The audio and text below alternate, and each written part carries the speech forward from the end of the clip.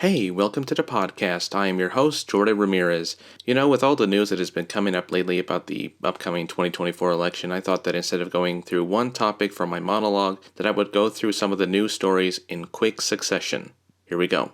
After Joe Manchin decided not to run for re-election in the United States Senate in West Virginia, he has been teasing about his upcoming decision for running for president in 2024. His reason for this is that both sides are extreme and furthermore dividing up the rest of the country, and he wants to plan to mobilize the radical middle. He not only criticized the former president and said that if he returned to the White House, it will be the end of democracy as we know it, he also took the time to accuse President Biden of being extreme left on a conservative talk radio show. Joe Biden has been pulled so far to the left, the extreme left as far as liberal, makes no sense at all. Not the person we thought was going to bring the country together. So we are in a heck of a mess here. We've got to bring people together and have got to demand more responsibility for uniting our country. The concern amongst Democrats like myself is that if Joe Manchin decides to run for president as an independent candidate, that it would furthermore elect Trump as president by pulling all the centrist voters from Biden for his re-election chances. I think that what Manchin is doing that's not only realistic but also reckless that could lead into uncharted territory for the rest of the country. So far, he is not the only person who presents a challenge to Biden for re-election. Jill Stein, who previously ran for president in 2016, is now at it again. She has now officially launched her run for the Green Party in the upcoming election in 2024. For me, it's given me a deja vu of seeing the same person who ruined Hillary Clinton's chances of running for president to actually repeat the same scenario in this upcoming election cycle.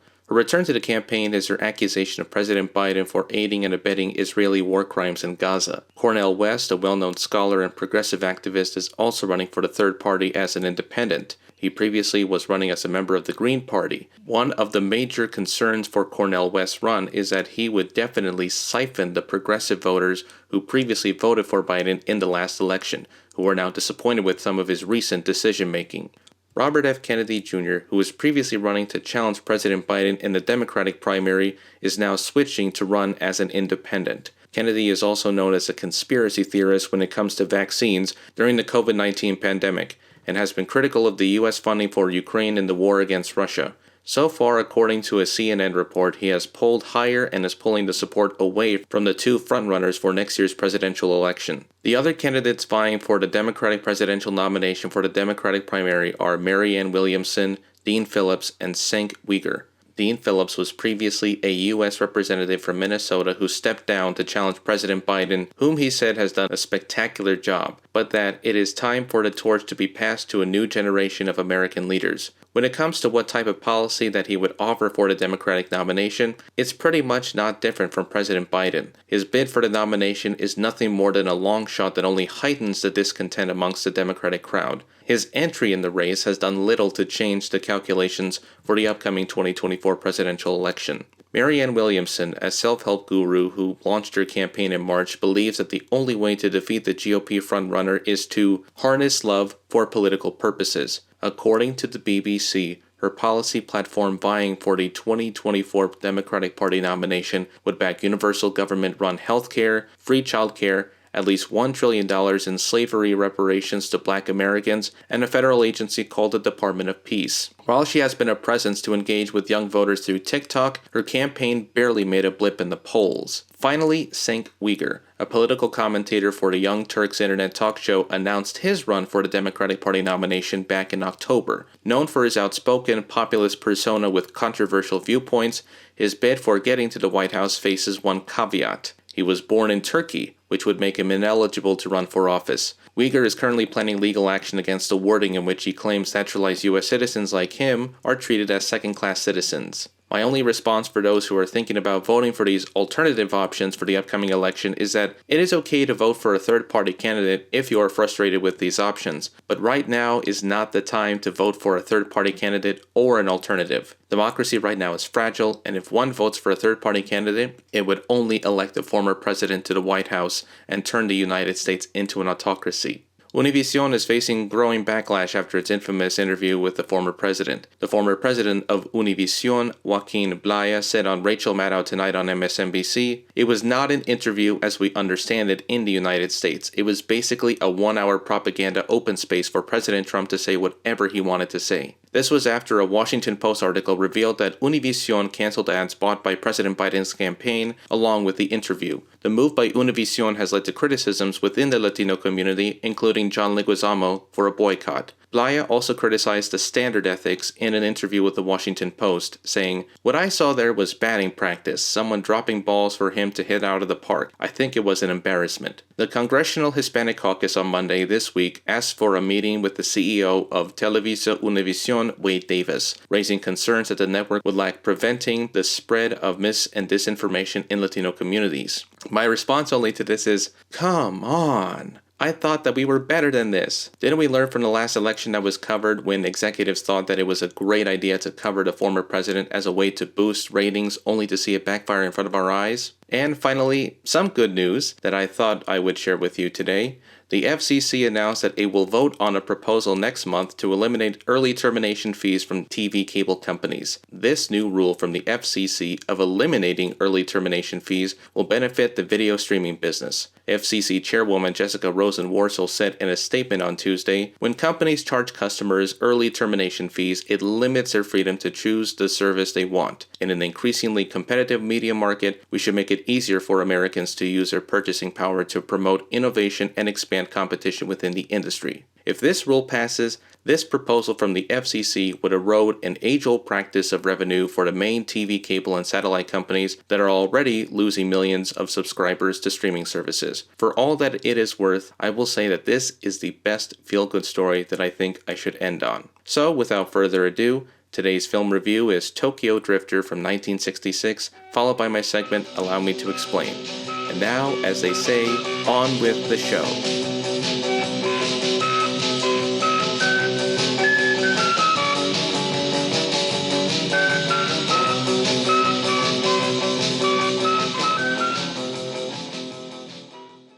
This is Jordan Ramirez, and you're listening to Film Talk with Jordan Ramirez.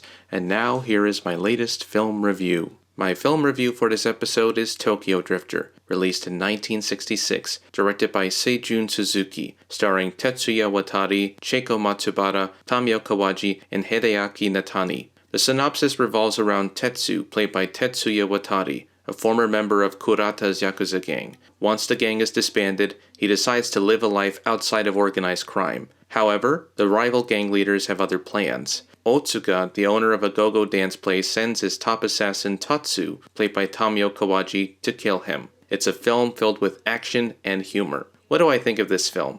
I like the film, but I have some issues with it just from a storytelling standpoint. As I first watched the film, I have trouble trying to keep up with whether or not Tetsu is working for his boss Kurata, or if he is siding with Otsuka in the first 15 minutes of the film. The story is also unbalanced when the main narrative and the subplots involving the updates of the rival gangs start to collide, and it feels a little bit all over the place. The film is more about entertainment over storytelling that makes it more paper thin. One thing I will say is that I followed the use of the color scheme that made it easy to identify in the film. Blue, for example, is used as the associative color for Tetsu. It is evident in his clothing, his apartment room which is covered in blue, and in the lighting for his presence in each sequence that he is present. As the story progresses, his character goes through a transitional color change, from blue to white. Other vibrant colors in the film are red, purple, yellow, orange, green, and white. The red color scheme in the film is used to associate with the foreshadowing of a character's death, like the members of Otsuka's gang, for example, in a sequence that takes place outside in the snow with a red mailbox, red light for the train, and a wooden rail painted in red on the railroad tracks. It felt more like watching pop art explode on the screen that almost read like a comic book that feels artificial or unrealistic. The film opens in overexposed monochrome black and white film stock and later switches to vibrant Technicolor. The film has a cool and entertaining vibrant energy that feels different from other film noirs, but it's a style that makes it unique on its own.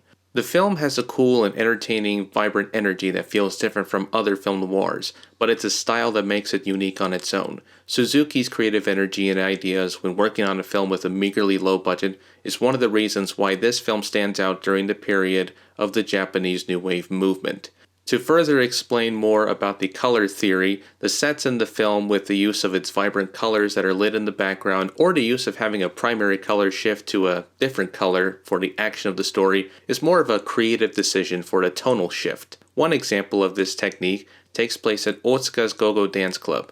The background colors are purple, red, and white in the lighting. As Otsuka blackmails Kurata to call Umatani to kill Tetsu, the purple now overtakes the white color in the lighting. This signifies that Kurata has now shown who he really is. Tetsuya Watari, as the main anti-hero of the story, Tetsu, is subtle in his performance. He shows a lot of character complexion and depth as Tetsu.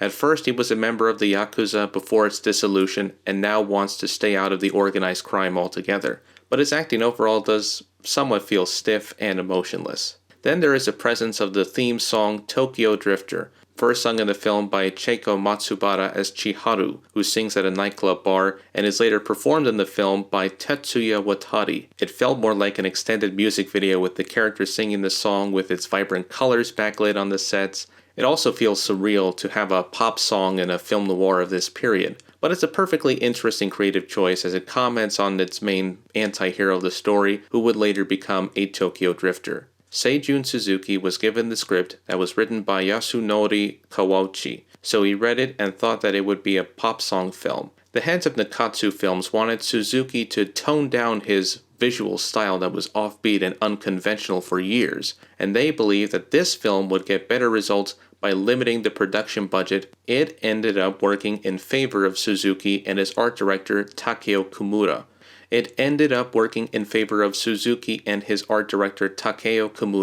Suzuki recalled that once he read the script, he worked on storyboarding the scenes, and they would both discuss how the set should look, what the style of the film would look like, and how to film the scenes that are unconventional, such as the dance scene at the Go-Go Dance Club, for example. Suzuki explained that the usage of color in the films was because Yakuza films back then showed gangsters wearing dark black suits with sunglasses. However, with the set that was all white and one sequence that took place out in the snow, it felt too harsh. So, Suzuki ended up using vibrant colors just for a change to make it different. Suzuki would draw inspiration for the style of the film from pop art, musical films of the 1950s decade, absurdist comedy, and surrealist films. The film is hyper-stylized in terms of the mise-en-scène and shot placements and framing for each of the characters on the screen. But the film ends up going to a number of different genres, ranging from westerns to comedies to movie musicals. Even though the film is a Yakuza film noir, it is also a critique of the genre itself. The theme of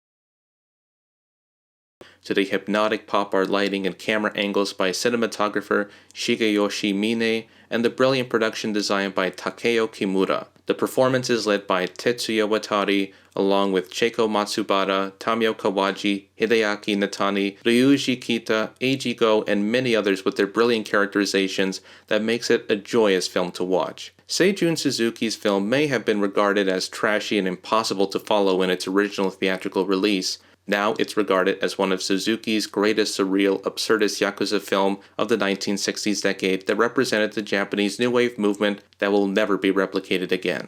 We will be right back with my segment, Allow Me to Explain. Elon Musk, the owner of X, formerly known as Twitter, is battling a war against free speech in this country, and so far it's getting worse from there. This is an update of my previous episode in which I covered Elon Musk toying with the prospect of buying Twitter, just to realize that things have only gotten worse under his control. It's time for Allow Me to Explain.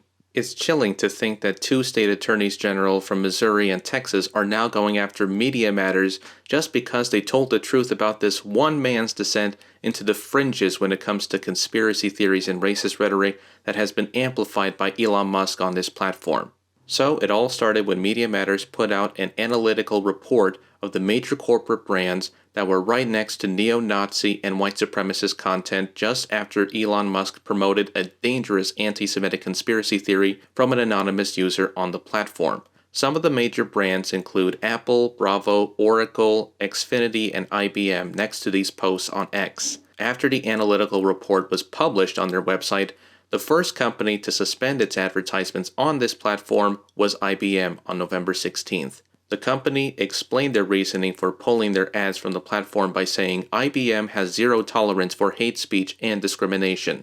Once IBM made their announcement, an anonymous executive from the platform tried to spin this story by saying that their system is not intentionally placing these ads alongside bigoted and anti-Semitic posts, and blamed Media Matters' researcher for actively looking for this content, according to a statement from Axios. Shortly after the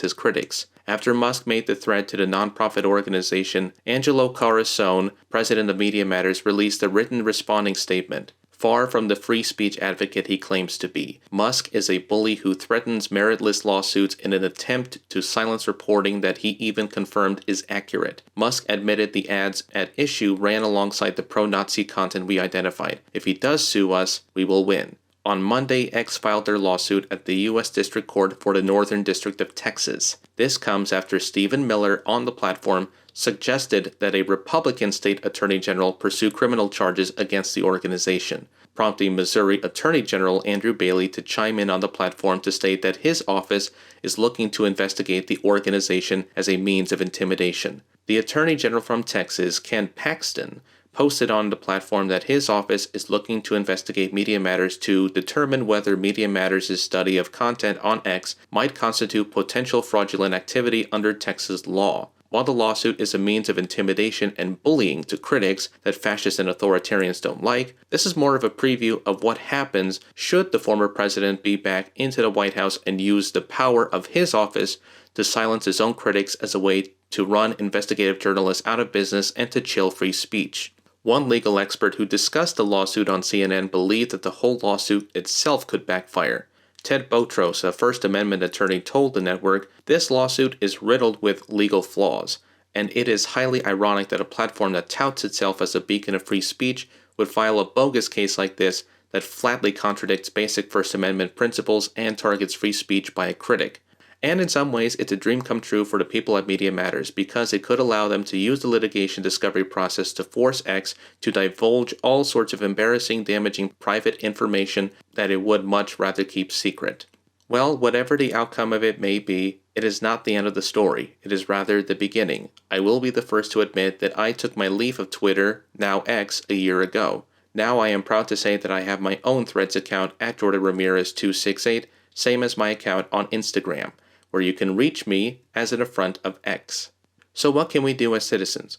Well, since we are in a time where independent investigative journalism is desperately needed to counter corporate mainstream news media, you can help its survival by following Media Matters on their social media accounts to get the most accurate news in the news media and to hold the powerful accountable. and you can donate to Media Matters so that they can do the job of investigating right-wing mis- and disinformation in our media ecosystem that is desperately needed to be reported about what type of content is being spread around, not just on mainstream right-wing platforms like Fox News and Newsmax, but also on right-wing podcasts and social media accounts as well. I am a supporter of Media Matters and what they have done for investigative journalism by holding those in power accountable, including the corporate news media, but also for doing their job and dedicated research to tell the truth before the 2024 presidential election. Because if this organization is forced to shut down and there are no places to turn when it comes to independent investigative news organizations, then there will be no one to stop to hold the powerful to account. This has been Allow Me to Explain. On the next episode of Film Talk with Jordan Ramirez, it's a Jordan Ramirez minisode. Jordan Ramirez recommends The Audition from 2019, directed by Ina Weiss, airing this Monday at 12 p.m. on Anchor, Spotify, Google Podcasts, and Radio Public. You have been listening to Film Talk with Jordan Ramirez. This series is now available to listen to at 4 p.m. on Anchor, Spotify, Google Podcasts, and Radio Public every Friday. And my minisodes, Jordan Ramirez recommends every Monday at 12 p.m. on Anchor, Spotify, Google Podcasts, and Radio Public. And just as a reminder to make sure to like and subscribe to my podcast on Spotify. Make sure to go to my blog website at filmtalkwithjordanramirezpodcast.wordpress.com with my latest podcast episode on the page labeled Episodes. You can contact me on my social media feeds such as LinkedIn, Facebook, and Instagram. I am also available on Letterboxd. Check out my YouTube channel as well, Film Talk with Jordan Ramirez, and make sure to like and subscribe. If there is a film that you recommend that I would put for my next review, make sure to submit it to my social media accounts, and if you're lucky, make sure that you also recommend your favorite film and also put out your audition video on Instagram or on YouTube to make sure that you appear as a guest star on my next episode on a video podcast. Special video podcast anyway, a special video podcast episode of Film Talk with Jordan Ramirez. And until then, I'll see you at the movies.